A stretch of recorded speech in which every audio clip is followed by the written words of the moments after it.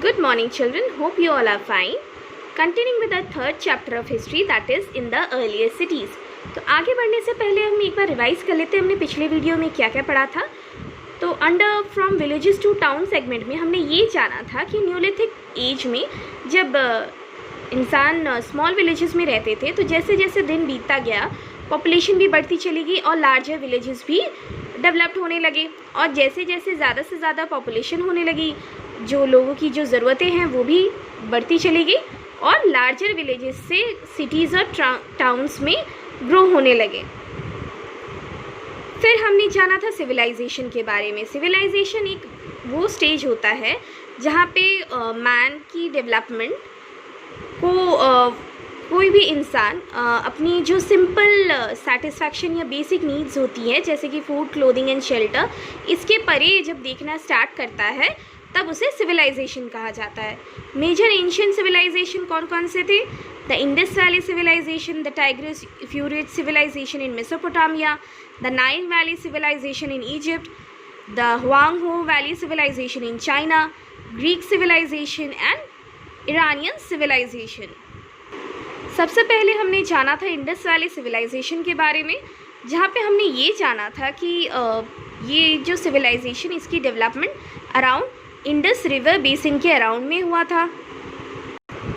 और जो mature phase जो होता है इस सिविलाइजेशन का उसे टेक्निकली हड़प्पन सिविलाइजेशन बोला जाता है। और आफ्टर जो पहली सिटीज़ जो डिग करके बाहर निकाला गया था उसे हड़प्पा पाकिस्तान जो है उसके तौर पे जाना जाता है। फिर हमने जाना था सोर्सेस ऑफ हड़प्पन कल्चर। जो main sources of Harappan culture के थे वो आर्कियोलॉजिकल प्रूफ के तौर पे थे, जो कि इंक्लूड करते हैं buildings, pottery, seals, toys, weights, measures, ornaments etcetera. फिर हमने जाना था sites of Indus valley civilisation के बारे में, जहाँ पे अदर देन मोहनजोदारो और हड़प्पा के अलावा इंडस वैली सिविलाइजेशन इन जगहों में पाया गया था। सबसे पहले लोथल गुजरात, कालीबंगान राजस्थान, रोपर पंजाब, आलमगीरपुर उत्तर प्रदेश, बनवाली हरियाणा, कोट दीजी पाकिस्तान। फिर हमने जाना था chief features of the Harappan culture के बारे में। सबसे पहले हमने जाना था टाउन प्लानिंग के बारे में। तो इंडस वैली के जो पीपल थे वो यानी कि जो लोग थे उनमें बहुत ही ज़्यादा एक्सेलेंट क्वालिटी थी टाउन प्लानिंग के बारे में। जो स्ट्रीट्स और लेन्स बने हुए थे टाउन्स में वो बिल्कुल प्लान के अनुसार बने हुए थे। रोड्स काफ़ी ज़्यादा वाइड होते थे और स्ट्रीट्स भी बिछे हुए थे फायर बर्न्ड ब्रिक्स के द्वारा। ब्रिक्स से जो स्ट्रीट्स थे वो भी बिछे हुए थे और वहाँ पे जो ड्रेन्स भी कवर्ड हुआ करते थे जो उन स्ट्रीट्स के अंडर रन करते थे या फिर बहते थे। फिर हमने जाना था ड्रेनेज सिस्टम के बारे में। तो मोहनजोदारो और लोथाल और जो बाकी जो सिटीज़ थी वहाँ पे बहुत ही अच्छी ड्रेनेज सिस्टम थी। हाउस ड्रेन कनेक्ट करती थी मेन ड्रेन को और मेन ड्रेन मेन स्ट्रीट के अंडर रन करती थी। और जो ये सारी चीज़ें हम जो देख पा रहे हैं, जो सिविक की जो एडमिनिस्ट्रेशन की जो फैसिलिटी के बारे में हम जान पा रहे हैं, वो एग्जिस्ट करती थी इन सारे टाउन्स में। अब हम जानेंगे सिटीज़। तो जो बिल्डिंग्स और हाउसेस बने हुए थे इंडस वैली में वो थे अंडर 3 कैटेगरीज ऑफ बिल्डिंग्स, जैसे कि सबसे पहला द लार्ज बिल्डिंग्स, फिर द पब्लिक बाथ और पीपल्स ड्वेलिंग, यानी कि ड्वेलिंग का मतलब होता है हाउसेस। तो जो सिटीज़ जो थी मोहनजोदारो की और हड़प्पा की वो 2 पार्ट्स में डिवाइडेड थी। जो पार्ट 1 की जो सिटी थी वो थोड़ी सी रेज ग्राउंड में यानी कि नॉर्मल ग्राउंड लेवल से थोड़ी सी ऊंचे पे वो थी, बिल्ट थी या फिर बनी हुई थी, उसे कहा जाता था सिटाडल।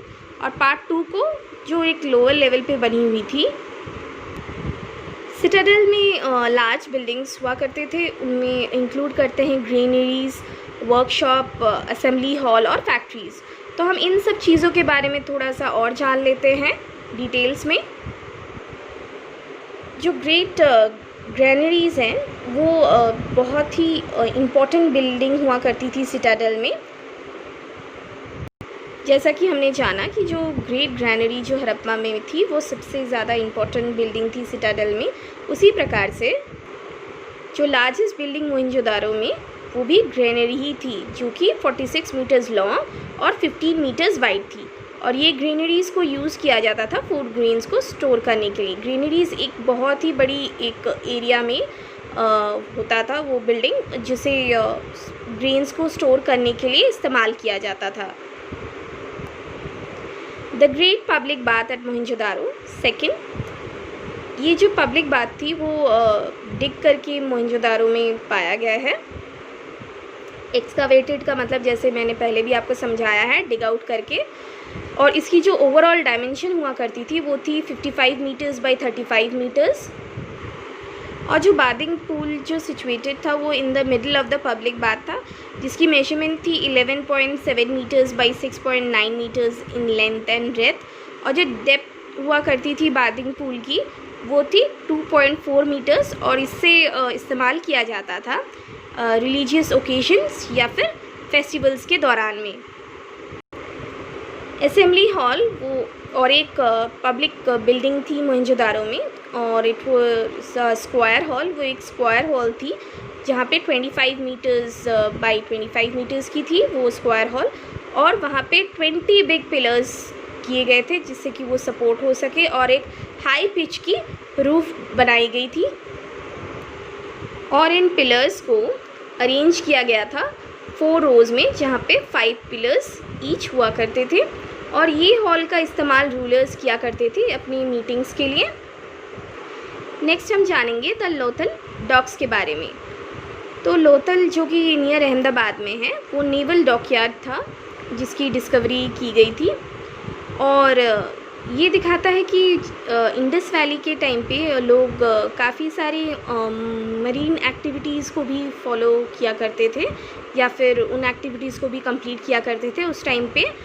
डॉकयार्ड में क्या होता है, बेसिकली शिप्स की रिपेयरमेंट या फिर शिप्स की जो भी फंक्शंस को देखना एंड रिपेयर करना, वो सारी चीज़ें होती है। तो वो सारी मेरीन एक्टिविटीज़ के तौर पे कहा जाता है उन्हें। नेक्स्ट हम जानते हैं पीपल्स ड्वेलिंग हाउसेस के बारे में। जो lower part of the city of Mohenjodaro थी वहाँ पे ड्वेलिंग हाउसेस, ड्वेलिंग यानी कि हाउसेस ऑफ द पीपल हुआ करते थे। तो जो हाउसेस को डिग करके निकाला गया है वो काफ़ी अलग अलग साइजेस के हैं। कुछ 2 रूम्स हाउसेस हैं, कुछ पैलेशियल वंस हैं, यानी कि लग्जरीज। पैलेशियल का मतलब होता है लग्जरियस वंस। और जो ज़्यादातर हाउसेस हैं वो डबल स्टोरीज होते थे, यानी कि वो डबल स्टोरेज बिल्डिंग्स हुआ करते थे। और वो स्टेयर मार्क्स को देख के भी ये क्लियर हो पाता है। जो फर्स्ट फ्लोर हुआ करती थी वहाँ पे बाकी सारे रूम्स या फिर बाकी सारे रूम्स हुआ करते थे। और जो हाउसेस जो बने हुए होते थे बेक्ड ब्रिक से, वो मड मोटार से, ये सारे बिल्डिंग मटेरियल्स होते हैं। और कभी कभी लाइम और जिप्सम, ये भी बिल्डिंग मटेरियल्स हैं, उनसे भी बने हुए होते थे, जिससे कि हाउसेस को एडेड स्ट्रेंथ और स्ट्रक्चर मिल पाए। अब हम जानेंगे 3 social groups of the people. तो हमने जितना अभी तक पढ़ा, इससे एक बात तो क्लियर होता है कि इंडस वैली सिविलाइजेशन में 3 डिस्टिंक्ट सोशल ग्रुप्स हुआ करते थे।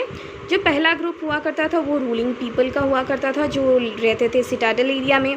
जो सेकंड ग्रुप था वो था रिच मर्चेंट्स और बाकी सारे लोगों का, जो कि रहते थे लोअर सिटी में। और थर्ड जो सोशल ग्रुप था वो कंसिस्ट करते थे लेबर्स या फिर वर्किंग क्लास का, जो वर्कशॉप्स या फिर फैक्ट्रीज़ में काम किया करते थे। और जो पुअरर पर्सन्स हुआ करते थे वो सिंगल रूम हाउसेस में रहते थे सिटी के निचले हिस्से में। सो स्टूडेंट्स, आज हमने क्या पढ़ा? आज हमने जाना सबसे पहले द सिटीज़ के बारे में। तो जहाँ पे हमने ये जाना कि जो लोग इंडस वैली में रहा करते थे वो बेसिकली 3 कैटेगरीज ऑफ बिल्डिंग्स में रहा करते थे, नेमली द लार्ज बिल्डिंग्स, यानी कि जो लोग इंडस वैली में रहा करते थे उन्होंने बिल्डिंग तैयार करी थी 3 कैटेगरीज ऑफ बिल्डिंग्स की। सबसे पहला लार्ज बिल्डिंग्स की, सेकंड पब्लिक बाथ और पीपल्स ड्वेलिंग यानी कि हाउसेस की। और जो सिटीज़ ऑफ मोहनजोदारो और हड़प्पा की थी वो डिवाइडेड करी गई थी 2 पार्ट्स में।